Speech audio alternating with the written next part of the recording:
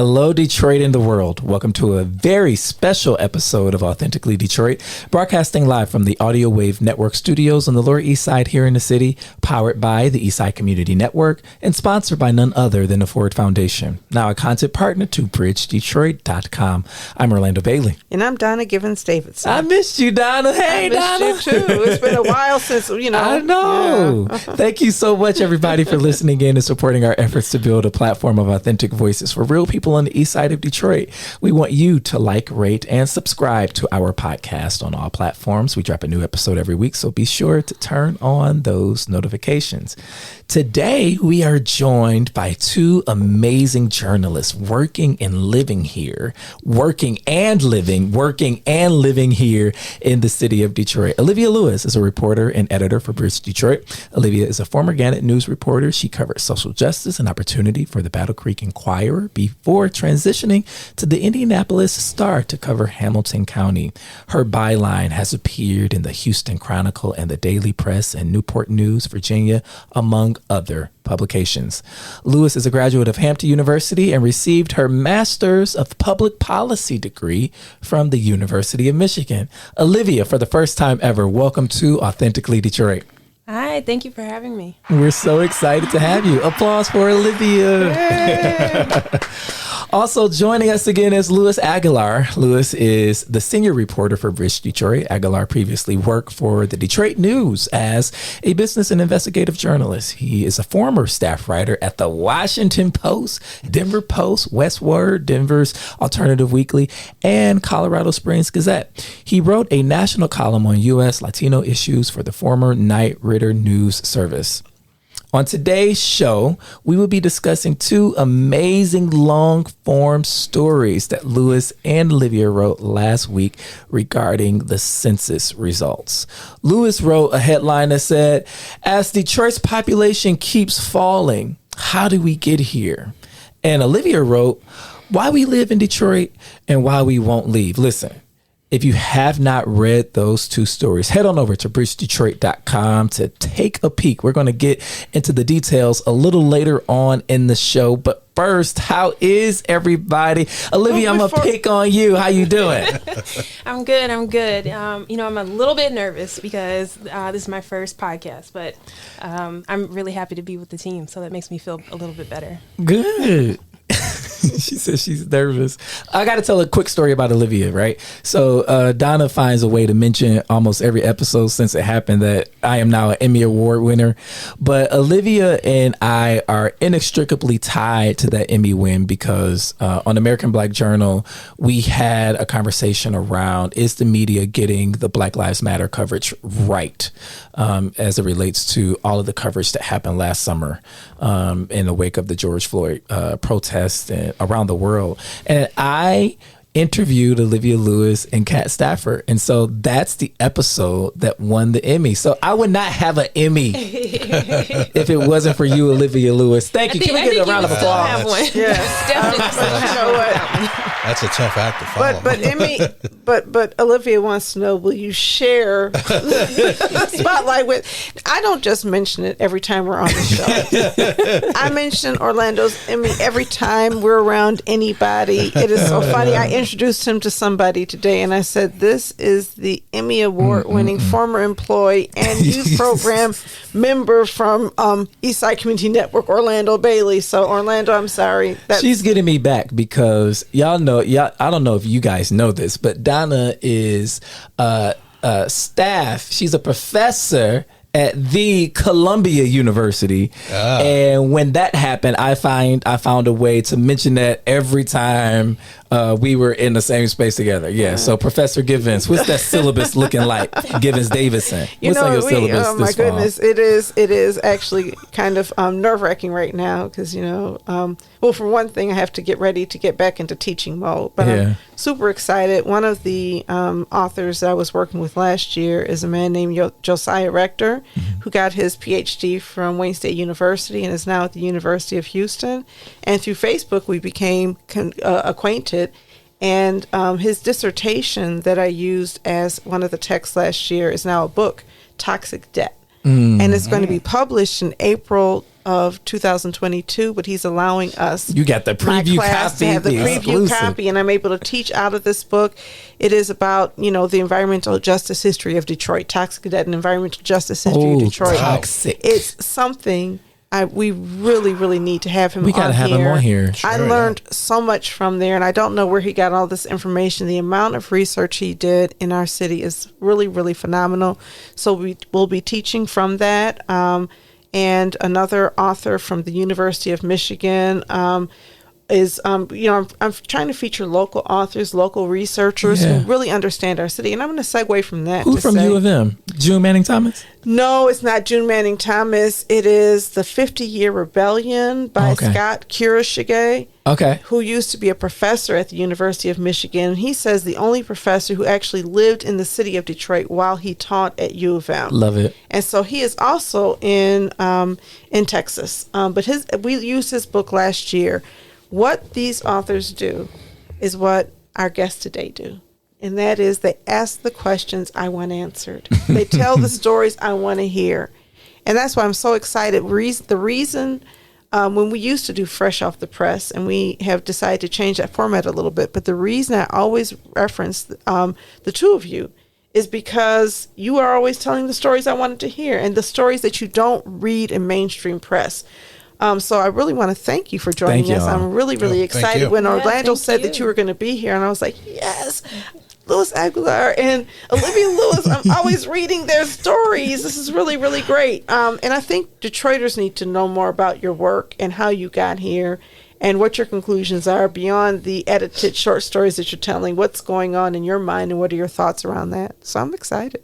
Yeah, Louis, welcome back to the podcast. Thank you. In the person, in the flesh. Here in the studio. How you doing, man? Good. I'm enjoying the green, the ivory, the fake ivy. Oh man, it's good. It's good. And what's funny is that as a newsroom over at BridgeDetroit, we rarely get to see each other in person. That's true. Anyway, so every time I get to share space with these two amazing storytellers, it's always a privilege. So thank you so much for saying yes. All right, y'all, we're premiering a new segment called Hot Takes. Yes. Where Donna and I will run down some of the week's top headlines in the city of Detroit. Yes, hot takes, y'all. The hot take today is towing and the FBI. Right. Who would have thought towing and the FBI? If you've been paying attention to the news at all within the last week and a half, then you know that the FBI is in Detroit, and it looks like the FBI ain't going nowhere. Raided the homes of two sitting city council people in the person of Scott Benson and Janae Ayers, and Scott Benson's chief of staff, as well as their offices at city council, the city county building, right? What is the big offense? What is the question about? What is the investigation about? If you've ever had your car towed, and not saying I have, but I definitely have. I have. If I did, it costs a lot of money to get my car out. Yes. Okay, it's like, all right, rent or my car. I'm not sure which one. It's they charge a lot, and these lots are full of cars, and so. But my initial thought was towing. Towing seems like such a minor, insignificant activity in the city of Detroit. We have talked about every issue. We talked about demolition. We talked about construction. We talked about street cleaning. Apparently, there's money in towing. We have never, ever even discussed towing. So it's so hard to make towing is central. And yet, you have to peel back the layers. Who owns the tow companies? And I've been reading things. I don't know how true they are. And one of the things that Orlando and I agreed to is we're going to try to understand more about what this towing operation really looks like in our city. How much money do these companies make? How many cars are we towing? Why is Gasper Fiore in prison for bribing yet another municipality in Macomb County to get a towing contract? Why are you bribing people to tow cars? I don't get it, And what is the process by which these tow companies get things? What I've been reading, and I'm not swearing by this news, I read it in Motor City, Muckraker by Steve Neveling, that the two tow companies in question are controlled by, or have been controlled, but the conglomerates were controlled by Gasper Fiore and Anthony Suave. And Anthony Suave is no stranger That's to a Detroit name we know. corruption conversations. Suave Enterprises. Suave Enterprises. He bought land behind us when Fiat Chrysler was looking to expand, and magically he bought some land that looks pretty useless until he was able to sell it to the city and make a whole bunch of money in a quick sell. He flipped the property to Fiat Chrysler. To make room for Fiat Chrysler. And you know, I don't know if that was insider knowledge, but some people seem to suspect it was. But when you look at the conglomerates, these conglomerates are part of something much bigger than towing companies too. And so we want to look at the scope of who's doing business and making money in Detroit contracting where we don't think about it. Because and what is the contracting and procurement process? What does that look like? And to what extent, when I think of towing in the city of Detroit, I think of I think of an outright attack on marginalized folks who probably can't afford car insurance and still got to get around, and they get pulled over, and of course they can't drive without car insurance. Like, you ever think of, or parking, right? Like, how? Sure. Does the police department oversee these contracts? Who's overseeing them? Who's monitoring fidelity and compliance? All of the things. Keeping in mind that 3 years ago, the city decided to get into the towing contract business itself. And the police department bought tow trucks and started investing in this initiative and got found out. And apparently that was not allowable because the police commission did not allow it. At that time, Deputy Mayor Conrad Mallett, before he became deputy mayor, was on the police commission. And after that hoopla, resigned and went to work, stayed with the Detroit Medical Center before he went to work for the city as deputy mayor. Connect the dots. And I don't know if the dots all connect or if we're just looking at some crazy line squiggly going other places and there's no real connection between these events. But I think it's also helpful to remember that Gasper Fiore did not just have towing operations in our community, that the city did not just debar every single towing company that was connected to him, but he also owned garbage hauling businesses. And so Rizzo, garbage company or trash disposal, whatever, Rizzo was part of his empire.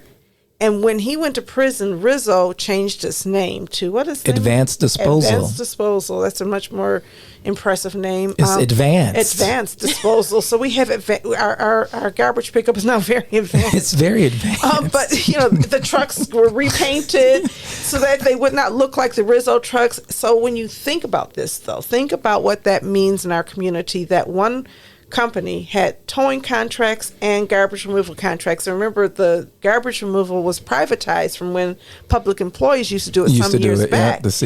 So how much money does the city contract out? How are these contracts secured?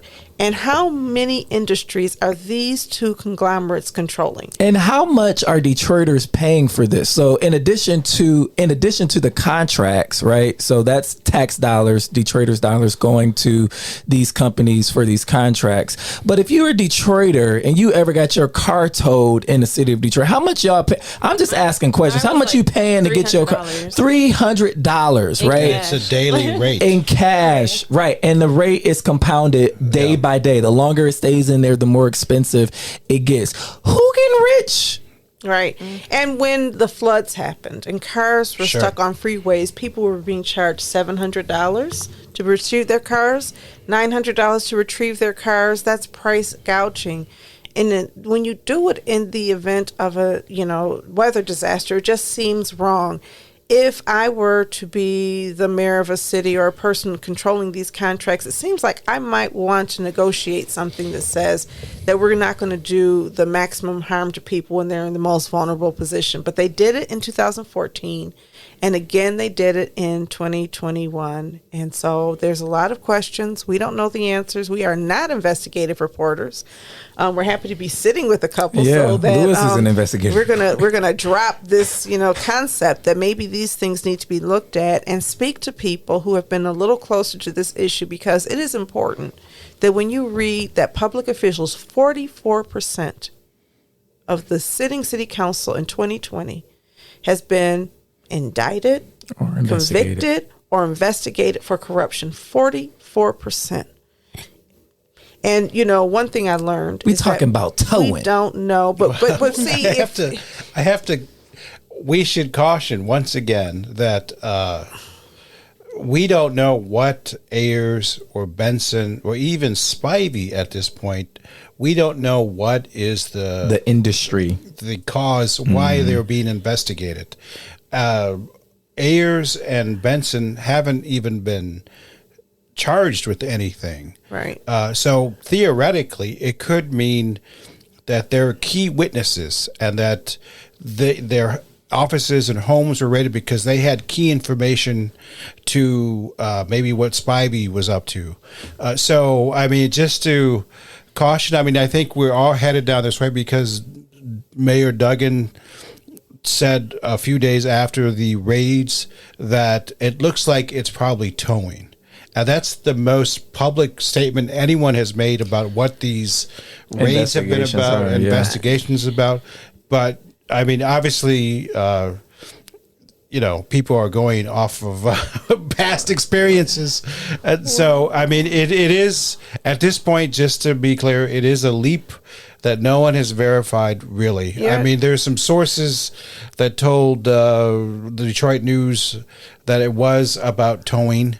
But they didn't say that if Ayers was going to be charged or Benson could be charged. And those documents are what? sealed. I'm not, and I'm not doubting that. And my sister was a federal prosecutor. Sure, yeah. Before she became a federal magistrate judge, and so I've got all the rules and caveats and all of that. I will say this: that if you have evidence and people think you have evidence, the first thing they do is ask you for it. If they're investigating something, they don't go to your home and snatch it out your home. I think that when there's a search warrant, usually that search warrant is based on more than just we think you may have unwitting evidence to something. That's my opinion, and it's me putting it out there. So if I'm wrong, I'm wrong. I just think that the way these things were conducted, somebody went before a judge and they had to give probable cause of something, I believe, being in a place where it shouldn't have been. And because, having also served as a witness in a case that I don't want to discuss right now, I know the first thing was, do you have this information? And yes, I have this information, and it never had to go any further. So I'll say that and not go into a whole lot of detail. But I do appreciate the fact that you are an investigative reporter at BridgeDetroit, an independent news organization that does not act on the mayor's agenda, because that was a thought I had also when I was reading the Detroit News. Like, wait a minute. How do you know? The special investigator or the FBI has been pretty clear they're not telling you what this is about. Yeah. And I doubt there's any leaks in the FBI, which means that somebody else is putting that out there. And my first glance, my first thought was, oh, you're saying it's towing because you're trying to throw the scent off of demolition or construction or one of these more meaty issues. But as I started reading other people's takes on towing and understanding the level of towing scandal in the city of Detroit, even if the FBI is not investigating towing, there's something foul about what's happening with towing operations, and we need to know about it. And again, a lot of these companies are involved in more than one industry. So we can look and see if Suave has a towing conglomerate that some people seem to suggest the city is supporting through public policy. And I'm not saying that's true or not. I think we need to investigate it. What other businesses is Suave Enterprises in other than flipping land behind our building? What other businesses is Suave Enterprises possibly in?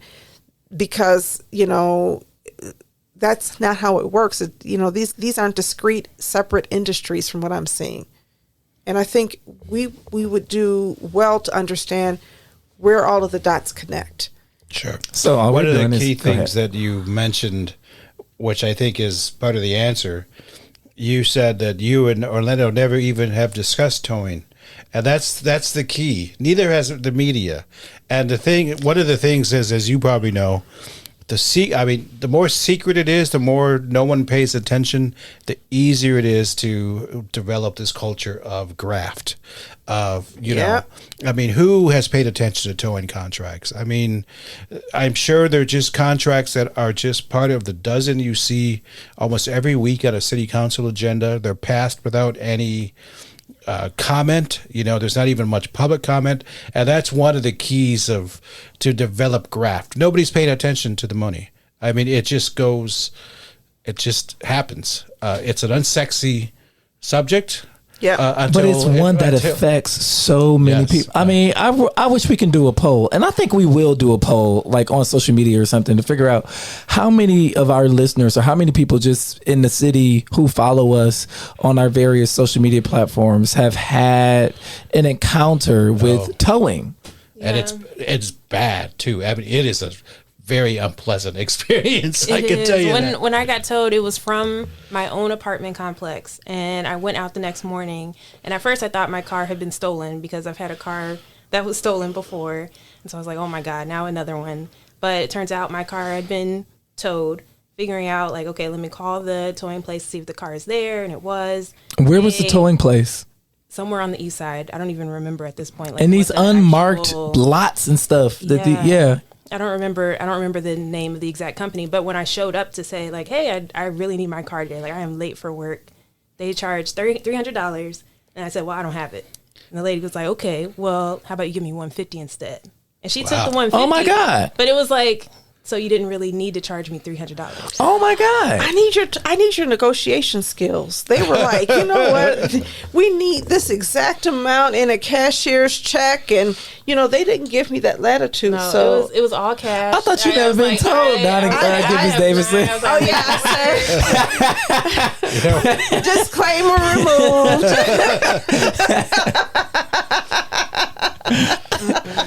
They said they need. What did they say to you? I had to give a cashier's check. I couldn't even give. I could give cash or a cashier's check, but you can't write a check.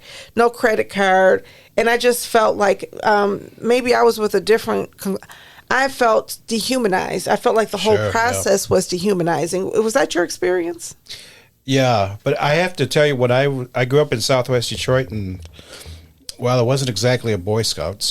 But I knew a guy whose full-time hobby was sort of to steal car radios and things like that.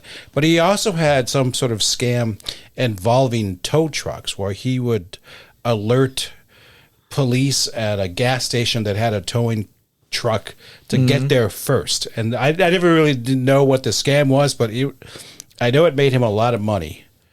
So that always was the impression in my mind, this whole thing is a scam. And then, when a friend of mine about 5 years ago, she got towed because she parked her car overnight in front of an empty house, a vacant house, but she had parked in front of the driveway, which was all weedy, but they towed her car. And I had to go pick her up at Boulevard and Trumbull, which is like right there in Corktown. Yeah. And I just remember going into this place, and the lobby was, had bulletproof glass. Mm-hmm. There was someone in there. How many times did you ride by the place before you realized it was the place? Yeah. And there's someone in there who was just completely stressed out. It's like, I'm not giving you another $100. And they were just extracting a huge amount of money from this person. And she had to pay hundreds of dollars for to get her car back. I mean, just for the flimsiest excuse to park in front of. She parked in front of a vacant driveway that was like all weedy and stuff, and they towed it. And we have so much space here in the city. Exactly. I mean, I just don't understand it. And the other thing too, like the potential for that kind of industry, like based on what you're saying about with your former friend who had this thing going with the cops, right? Cops often tow a whole bunch of cars. How do we not know that there aren't and I'm not speculating, but there's the potential for corruption there. If a cop calls a certain tow truck company, if they're in good and they get a kick, what are the guardrails to protect against that? I've heard in particular one church was involved in some type of scandal. I'm not going to talk about the church, but I've heard so many different things. And what you speak about is so important, transparency, right? I was doing research on from the previous week's story on, what happens to public corruption, and lack of transparency is one of the biggest aspects of public corruption. And it seems as though the tow industry is not very transparent. We don't understand it. We know it's happened to us. People get embarrassed or upset, or they may tell two friends, but we don't really begin to aggregate that information and figure out what it is. But your 150, I'm sure there were many other cars in that lot. If they all paid 150, think about what that means on that day. Mm-hmm. Well, because 150 was, we don't have your negotiating skills. So she was like, I don't have more just like, please. Olivia, you have an absolutely beautiful smile. I'm sure that's what it is. Okay, it's your smile. Some people just have that it. There's people are like, oh, just give me half. Just give me $20. We're cool. But I didn't have that. I just ended up having to pay the whole thing, and I think many people do. Lack of transparency is a thing, and that's one of the reasons why, when you talk about that, we really wanted to make that front and center in the next few weeks, months, however long it takes for us to really understand, because we think Detroiters really need to understand what's happening in dark places, in the shadows where nobody's looking, and where it affects the quality of life of average, everyday people, like all four of us. JG, have you ever had your car towed? I'm trying to call sure. her. I'm trying. You have not. JG says no. He's all right. not. Well, he has not. So that is like 1 out of 5. Right. I have a question for the two of you before we get into the feature segment to talk about your stories, and it is about investigative journalism in the city of Detroit. Does it exist? Yeah, it does. I would say there's 4 people who do it well. I mean, there's you're having to deal with shrinking newsrooms, and so there's just less people who know how to do it well, and you have the competition of the 24/7 news cycle and get things up fast. So there's almost the instant gratification of getting a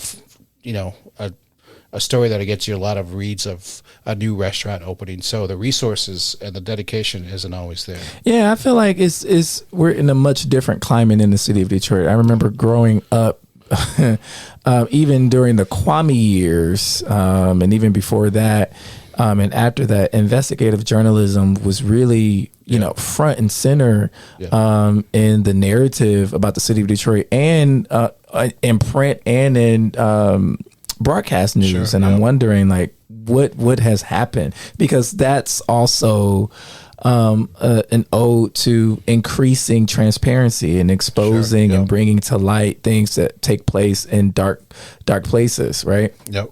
That's why we have BridgeDetroit as well. Yeah. Yes. Yeah. All right. So glad you have it. I just want to hot off the press, not really real hot. It's been out a couple hours, but Scott Benson did hire Steve Fishman, a top criminal defense attorney. That's another thing.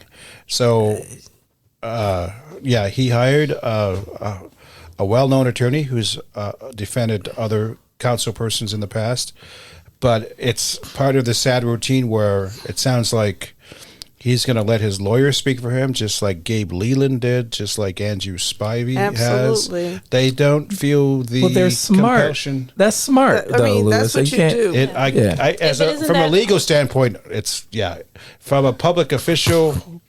I mean, can you just not say you're not guilty? He's running unopposed, okay? Well, the lawyer said it. He is But the lawyer said it. That's really convincing when the lawyer says you want to know what's funny? When you're running unopposed, then you're not at risk of losing anything. I saw the Detroit Free Press sort of say, hey, before we endorse you again, this is my interpretation. Can you just speak up and say you didn't do it?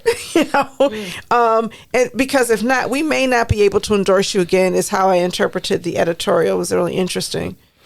What's hilarious to me is I got a call from Council President Bridget Jones's office, and she wants to present to me a Spirit of Detroit Award on September the 7th, right?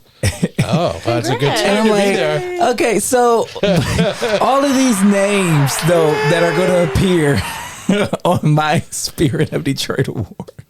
Scott wow, Benson, Janae Ayers, Andre Spivey, like all of these folks that are either under investigation, folks that have been indicted, like Spivey. I'm just like, but I mean, again, what like Lewis said, like it doesn't necessarily mean they did anything wrong. Maybe I know, but it's just a weird time, right? So it's gonna be it's gonna be day to be there, right? It's the first day back. Well, on September 7th. So make sure y'all watching that, y'all. Oh, no doubt. I mean, I'm just going to add to your list of honors. Emmy Award winning Spirit of Detroit representing Orlando Bailey. Congratulations. I'm happy for you. Thank you. Yeah, I've worked in this town for years. Ain't nobody ever gave me nothing. Ain't nobody gave me nothing in this the town. awards are about to pile on. Right?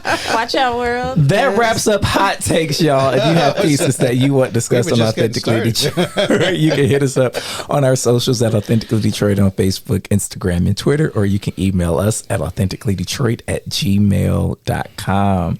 All right, so we want to go back to these census wraparound stories that Lewis and Olivia wrote at BridgeDetroit.com. Lewis, I really want to punt to you because your story, As Detroit's Population Keeps Falling, How Did We Get Here? It sort of chronicles and tees up the story that Olivia wrote and released around Detroiters who say they live here and who say they're not leaving, but also raise, a few tension points that we want to get to. But Lewis, you did, I said this to you already, but you did an outstanding job just sort of teasing out, really palpable and important moments from the last decade that sort of lays the ground for what we are seeing in 2021. Can you talk a little bit about, number one, your process, and then Donna and I will ask you to sort of uplift some of these points that you've made. Mm-hmm. Oh, well, thank you. Well, the results came out, and it showed once again that Detroit lost population through the decade, and that what is the 7th decade in a row that we've lost population.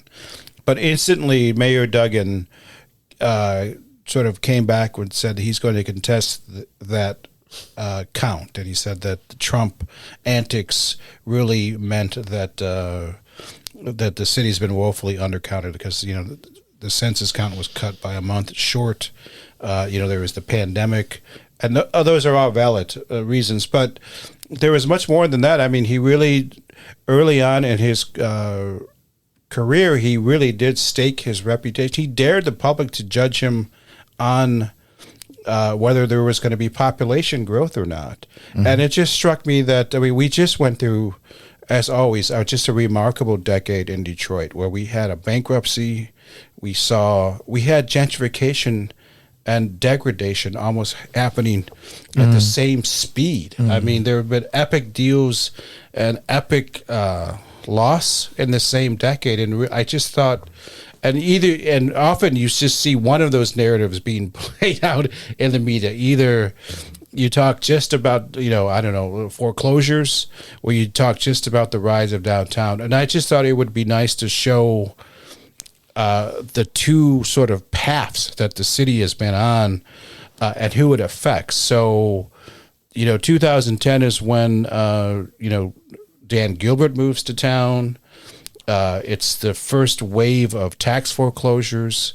And really, it just starts to sort of those separate paths where by the middle of the decade, you have 20,000 tax foreclosures in 2015, and you have 8,000 white residents moving to Detroit, which is the first time there's been a major increase in the white population since 1950.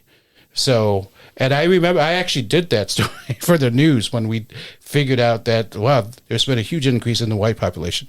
And that story, I remember within 24 hours, the Washington Post had picked it up, the AP had picked it up, And the next day, I was actually on Los Angeles Public Radio. I don't know why, but they're like, "Hey, can you talk about it?" And I was on a live talk show where people were calling in about. It was just huge news that, and the LA Public Radio station kind of used it as context of how young white millennials were changing, the urban dynamic and things like that. But it also was a sign of gentrification. But I just was so struck by the huge response. But I don't remember any of that for the tax foreclosure. That was a peak year of tax foreclosure. I don't remember the huge stories about tax foreclosure. The story was white folks are coming into the city. Radar. So I just wrote a timeline of here is the things that happened almost year by year, the peaks and the troubling undercurrents. And that's why and that's why we have this constant Two Detroits debate.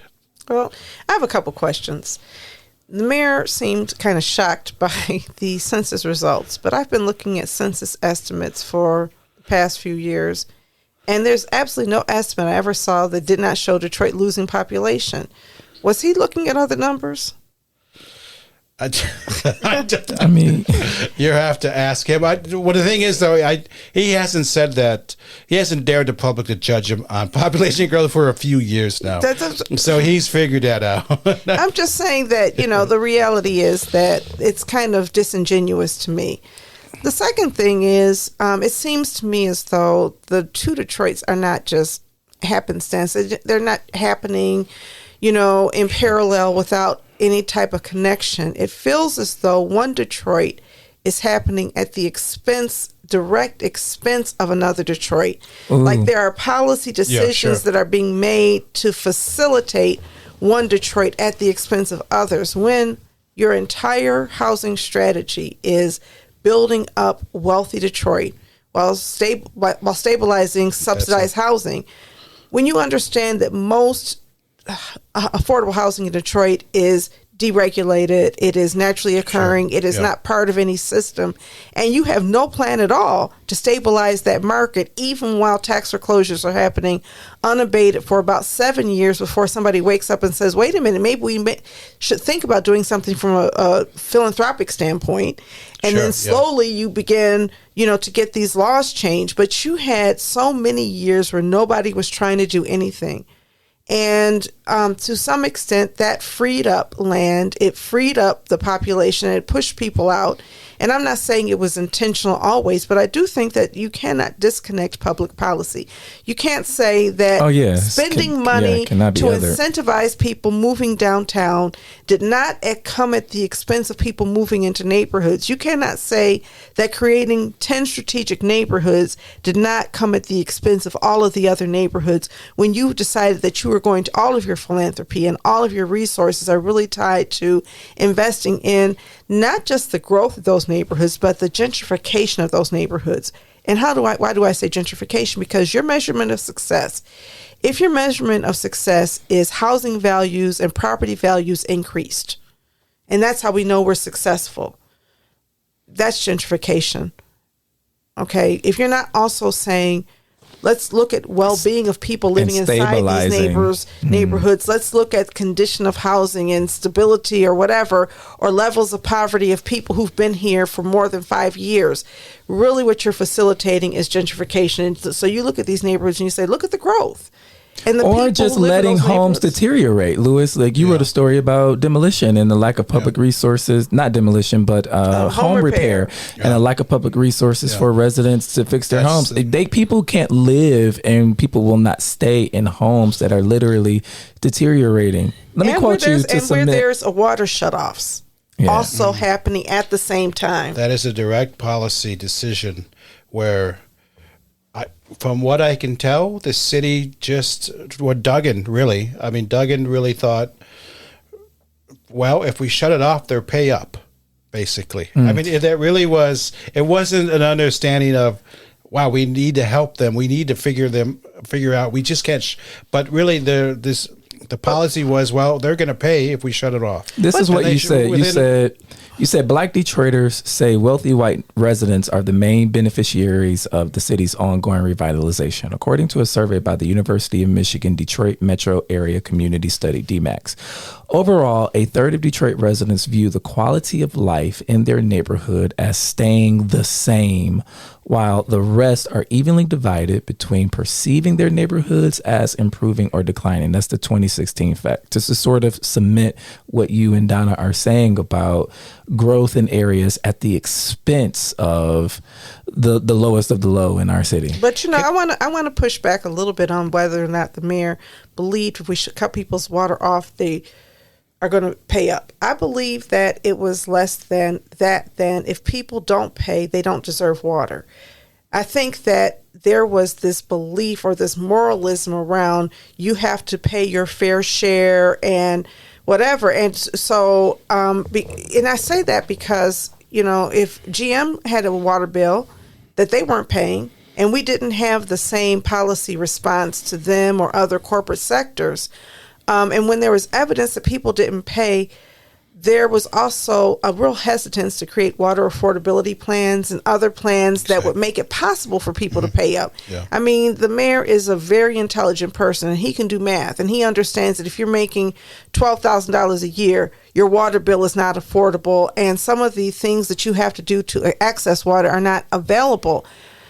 I think my understanding of water shutoffs was that it was large part the credit rating agencies like Standard & Poor's were looking at whether or not the city was able to collect on overdue balances, and the city's inability to collect on overdue balances affect the credit rating. And because the city is borrowing so heavily and credit scores are so important to, the city's fiscal plans, they had to do it in order to meet those requirements. 100,000 homes in 2019 were shut off of water service for non-payment. And the human suffering, you never hear human suffering. You never hear that coming from the city. It's like, you don't have water, well, you should pay your bill. Well, we've got all these resources, and if you're not using them, that's your problem. Move on. Exactly. So, Louis, just to recenter the conversation, all of this is an explainer for the reader to draw his or her own conclusions as to why we are seeing a steady population decline in the city of Detroit. Yes. Yeah. Yes. And also, really to show the impact on the Black middle class. Sadly, the diminishing number of Black middle class families and couples in the city. Detroit Future City has been documenting that pretty well for 5 years or more. It's not a recent trend.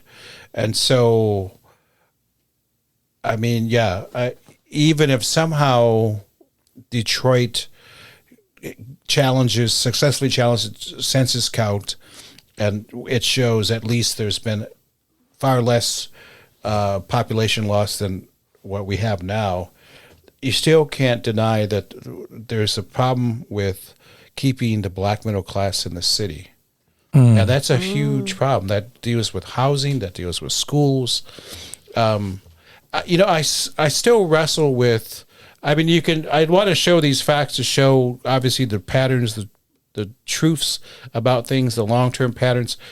My boss, Catherine Kelly, and I we always are this debate about whether how much of it's intent and how much of it is market, unknowingly not knowing the result. I sometimes think that the tools there's more tools for incentivizing and giving, the billionaires tax incentives to build buildings. It's much harder to figure out things like, geez, nobody's getting a mortgage. How can the city of Detroit figure that one out? That's beyond our belief. It seems like it's almost a centrist Democrats versus progressives, where if you have this toolbox and I know how to incentivize people and give tax breaks, and so that's a formula. How to revive neighborhoods that with schools simultaneously, that seems out of their wheelhouse of how to figure it out. I mean, is that maybe also so, but I will say that I don't know that Mayor Duggan, whenever he intends to do something, is not successful. And we can talk about, we put together complicated deals. He know how to make it many happen. things. He can when make you it happen. look at many of the deals that are happening, they're very complex. When you look at transformational brownfields tax credits, that was adding, gasoline to the fire.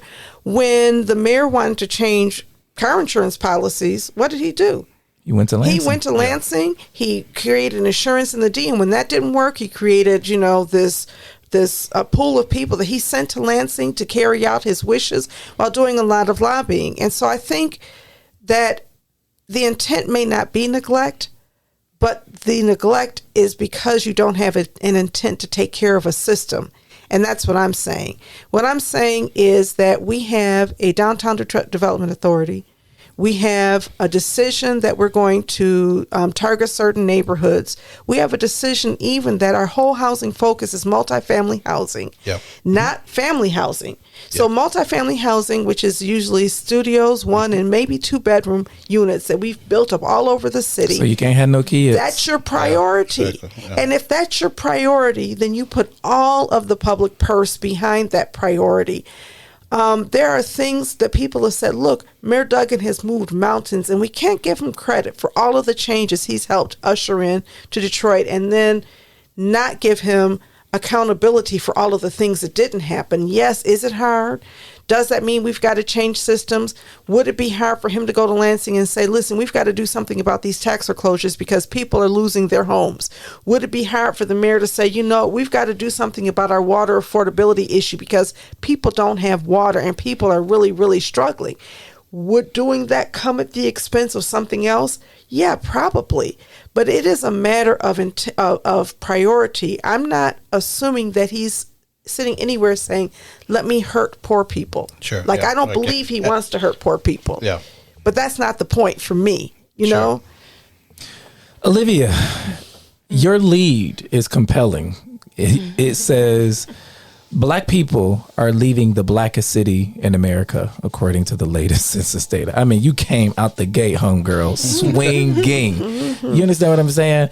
And so in your story carries this tension of growth in certain parts of the city, right? Especially growth in white residency, and this feeling on part of Black residents who are staying around the criminalization of the current culture that Black people carry in this city. Talk about your approach to the story. How did you find these people? How did you source it?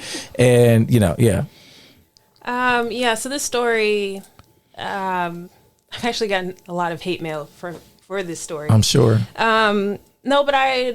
We were talking about the census data, like our whole team, just talking about what are we going to do with this information. And I think we do that for every story at BridgeDetroit. We talk about, what is important to Detroiters? What are people thinking? What's not being uplifted? What are the questions that Detroiters have around what's going on? And so when I saw all the other stories come out about the census, it was all like, oh, well, we lost population again, or like Duggan said, he's going to fight for an appeal. It's like, okay. And so I actually called Anika Goss first, and I asked her, I was like, what are you seeing in this data? What do you see, and what do you think all of this means?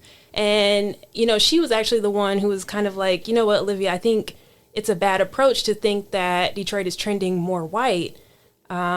But what we really need to think about is like, where are the investments going? And so like, when you think about where investments are going, I also think about where are they not going and who is not seeing investment, who is not being prioritized, whose voice is not being included.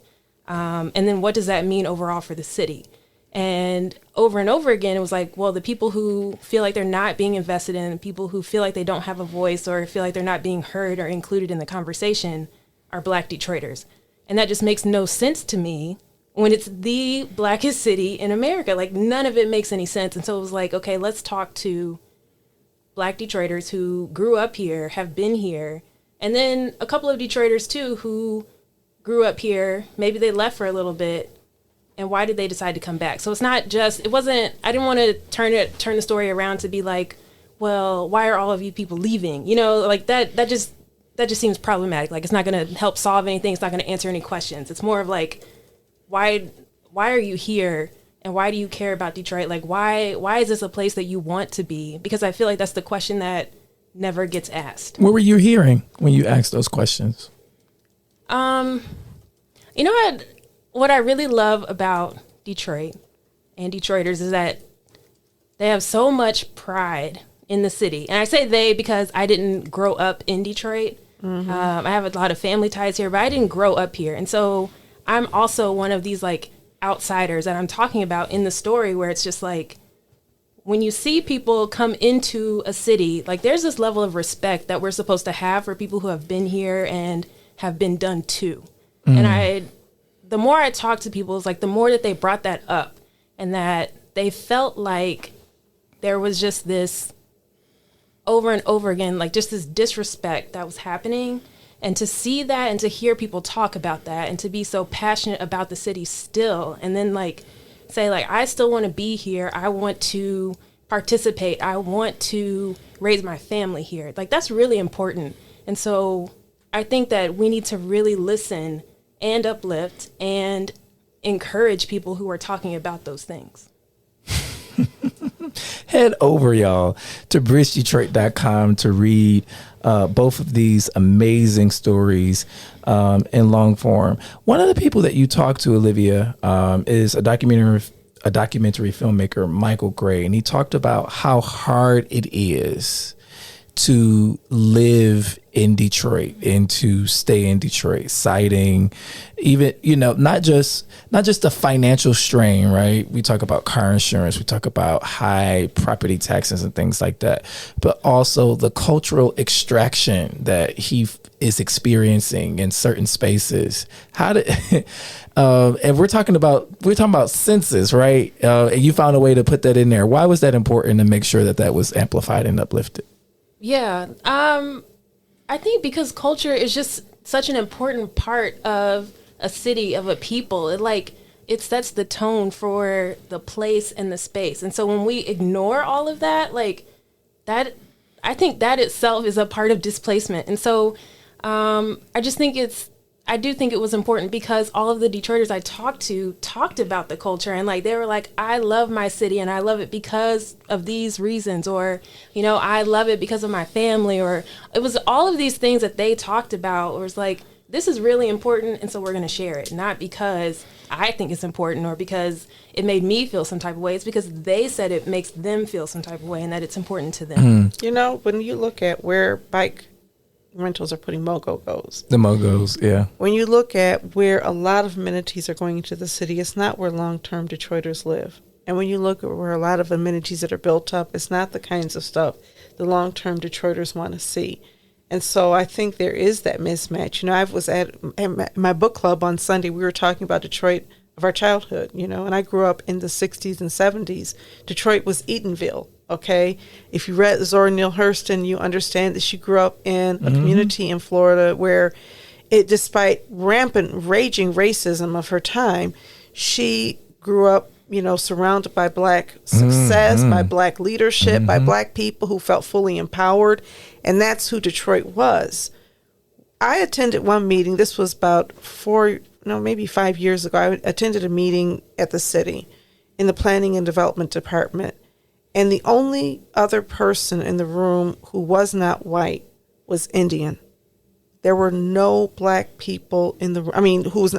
The only people in the room who were not residents. All the residents were Black. And the other people in the room, and there were about 15 people representing the city at the table, they were all white.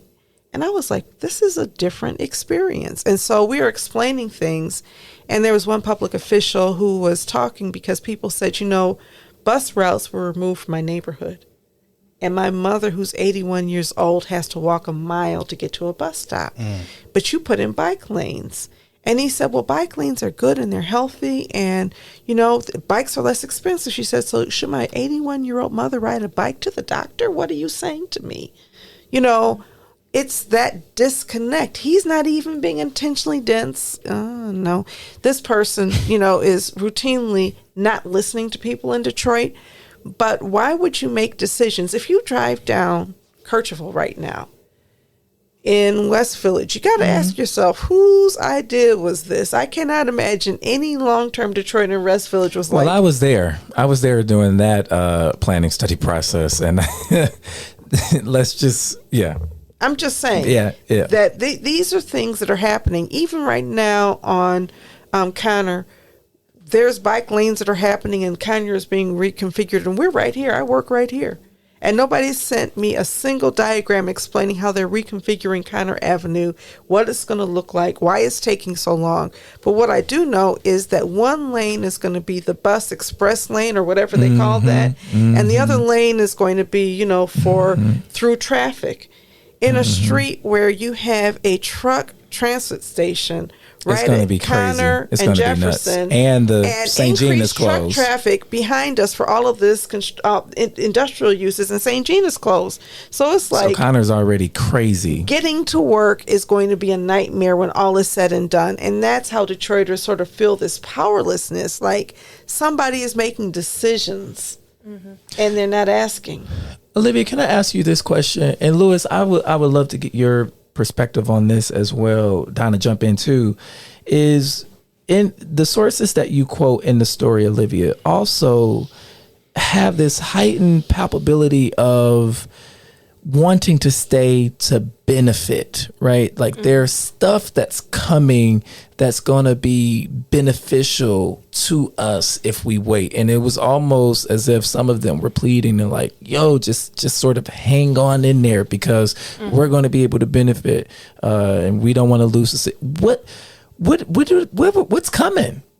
Yeah, so I think the things that they're talking about are like property values are going up. So like there's the phrase where it said, don't get rid of grandma's house. Like, literally, don't get rid of it. Keep it. Like, do whatever it takes to keep that in your family. Because when we talk about generational wealth within the Black community, like, these are things that if you hold on to this home, if you start this business, these are things that you can pass down to your family and your family's family, like, years from now. And that's really important when we think about leveraging ourselves and our community in a really positive way. And because so much has happened in Detroit, it almost feels like there's been like a setback. And so to see these now like new pockets of opportunity, it's like, okay, jump on this right now so that we have something to look forward to, like something that we can hold on to and like work with in the future that hasn't always existed here. And I fully support that. I think it makes a lot of sense. And I'm a Detroiter. I moved back to Detroit. I lived outside of Detroit for many years, moved back to Detroit in 2014 and have not looked back and won't move. And I, tell all my friends, come back home. I love living in the city. I'm happier here for so many reasons. I also don't have to live in a house where I don't have a roof that works. I also have running water and I can afford to maintain that. I think that one of the ways that Detroit is a city of have and have nots is there's some people who are not positioned to benefit from these opportunities. They don't own grandma's house. It was already taken from them, right? And now they're living in a rental house with a landlord that doesn't care about them, and they're dealing with floods and bad transportation. And they move to a suburban community without a whole lot of wealth, and their kids get picked up by buses and take them to school, and government sort of services their neighborhoods in ways that doesn't seem to happen in Detroit. And so I think we have to be thoughtful about the fact that there will be some Black people who definitely benefit by staying, coming back, investing, and growing. And there's others, who may not even have a lot of money, who can buy a home from the land bank for $1,000 and fix it up and own a house free and clear. So I'm not saying the pathway is only for one class or group of people. I just believe that there's large segments of people who haven't figured out a future for themselves here and are leaving because the city is not making that possible or not investing in those efforts. Even now with the bond money that the city with proposal N, many of us fought to have the city carve out some resources to make some of the vacant housing available to low-income people and set aside housing for low-income people. And the mayor said no.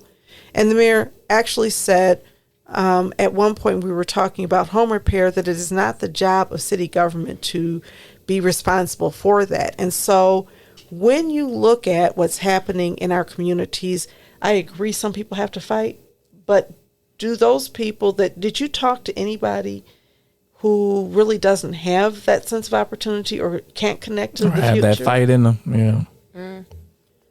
I don't think so. But that's also a question I didn't ask. So I don't know. But my sense is no, just off the conversations I had with them, but no, I don't think so. Yeah.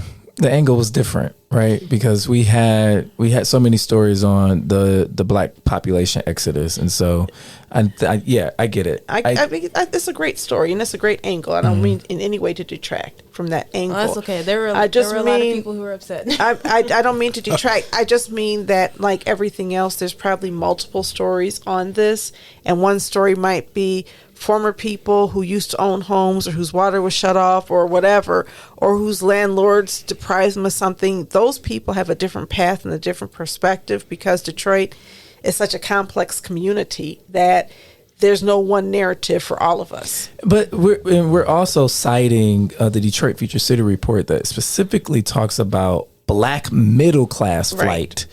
And I think that conversation also looks very different. We had Lauren Hood in here earlier, not earlier, but a few weeks ago, talk about her parents leaving the city of Detroit because of a home invasion that happened over in the Bagley neighborhood. And my folks ain't here no more in the city of Detroit, right? There's so many factors. I think, Louis, you began to sort of uncover some of that in your timeline, citing the middle class report. Yeah, I mean, schools, safety, taxes, auto insurance were big things. Family, I mean, having children obviously poses a lot of questions for many people. And I think that's a question that a lot of us who are young, not married, and without children, who adore and love living in the city, will be faced with once you marry and once you have children. What are you going to do? Because I've seen like sentiment change quickly, right? Unless you can afford to send your kids to U of D, you know what I mean? Unless you can afford, it's another conversation. Yeah. Daily conversation in my household. Right. And what are we going to do? And there are people who very successfully raise children in the city of Detroit who know how to navigate Detroit public schools and know how to pick them and, all of that kind of stuff. It takes a certain level of awareness. Parents were great, yeah. And again, it takes a certain level of resources, because if you have to drive your kids all the way to the other side of school, then you have to have either the kind of transportation or the kind of job to let you do that and then pick them up.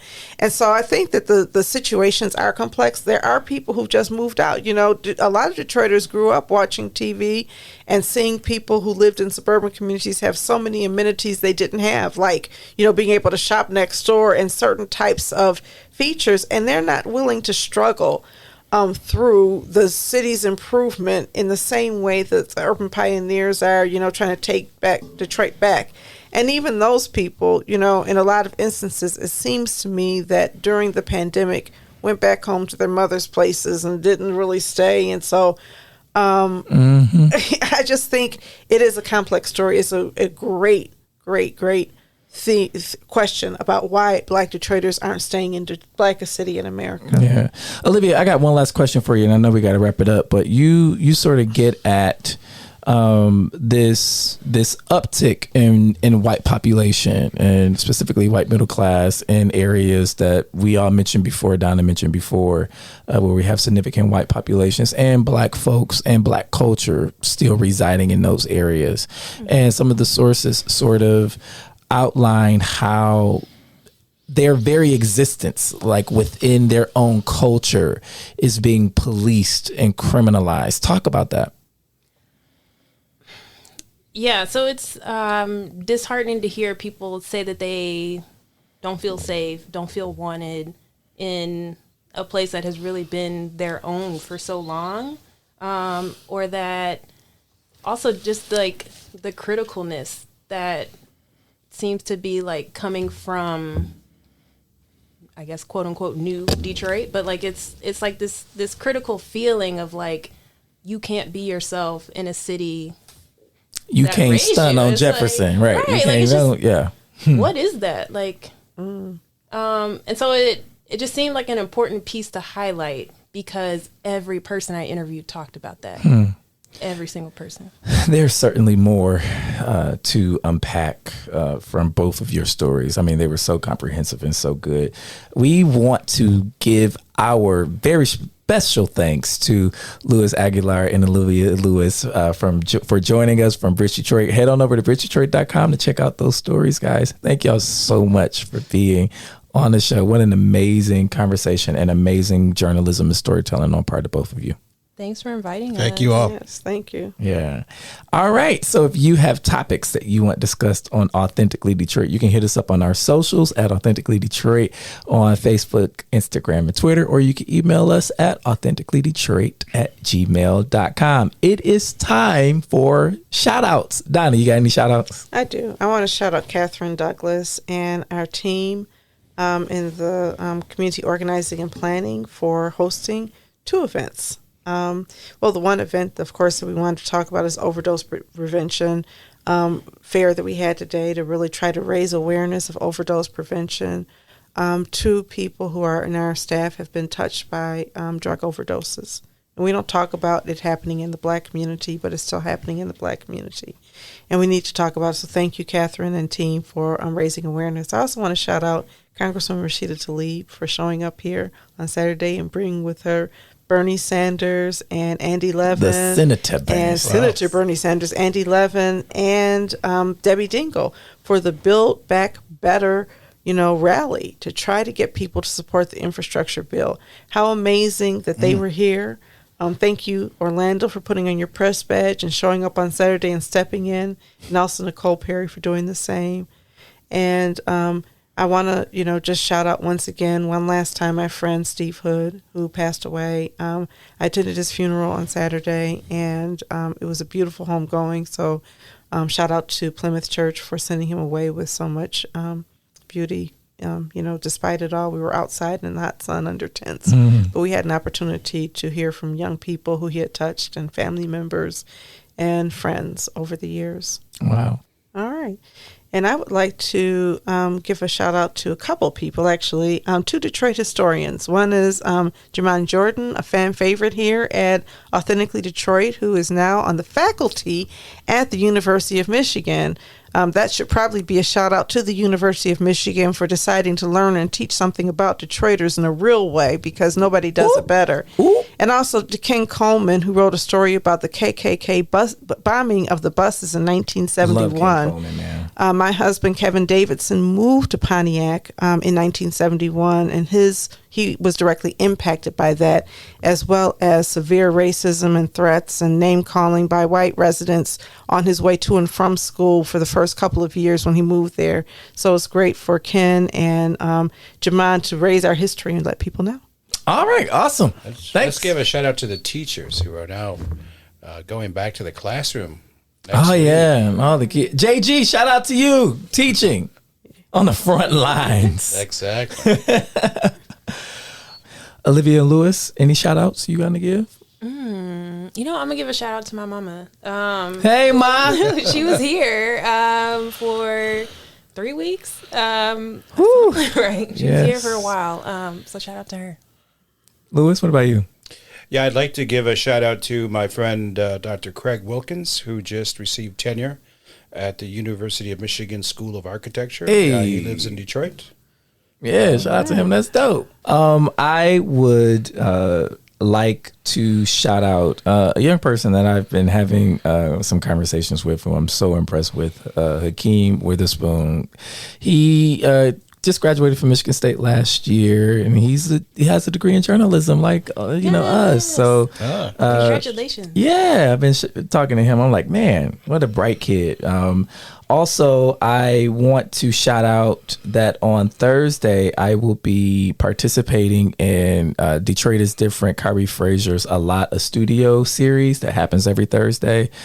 I will be being interviewed by Piper Carter for the podcast. And so we can put the information in the description of the podcast. But if you're free on September the 2nd, which also happens to be my birthday, I would love to see everybody out.